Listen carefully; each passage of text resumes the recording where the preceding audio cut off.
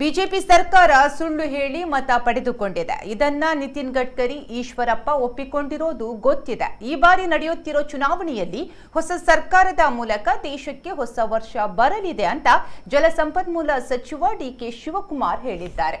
ಬೆಳ್ತಂಗಡಿಯಲ್ಲಿ ನಡೆದ ಕಾಂಗ್ರೆಸ್ ಕಾರ್ಯಕರ್ತರ ಸಮಾವೇಶದ ಬಳಿಕ ಮಾತನಾಡಿದ ಅವರು ಬಿಜೆಪಿ ವಿರುದ್ಧ ಆಕ್ರೋಶ ವ್ಯಕ್ತಪಡಿಸಿದ್ದಾರೆ. ಆಪರೇಷನ್ ಕಮಲ ನಡೆದ ವಿಚಾರದಲ್ಲಿ ಅನಂತಕುಮಾರ್ ಮತ್ತು ಯಡಿಯೂರಪ್ಪ ಮಾತಾಡಿದ್ದು ಹಾಗೂ ಯಡಿಯೂರಪ್ಪ ಮತ್ತು ಈಶ್ವರಪ್ಪ ಪಿಎ ಕಿಡ್ನಾಪ್ ಪ್ರಕರಣ ಎಲ್ಲವೂ ತನಿಖೆ ಆಗಬೇಕು ಎಂದಿದ್ದಾರೆ. ಇನ್ನು ಯಡಿಯೂರಪ್ಪ ಡೈರಿ ವಿಚಾರದಲ್ಲಿ ಮಾಧ್ಯಮದವರ ಪ್ರಶ್ನೆಗೆ ಉತ್ತರಿಸಿದ ಅವರು, ಡೈರಿ ವಿಚಾರ ಪ್ರಸ್ತುತ ಕೋರ್ಟ್ನಲ್ಲಿದೆ. ವೈಯಕ್ತಿಕ ವಿಚಾರ ಇಲ್ಲಿ ನಾನು ಮಾತನಾಡೋದು ಸೂಕ್ತ ಅಲ್ಲ ಅಂತ ಹೇಳಿದ್ರು.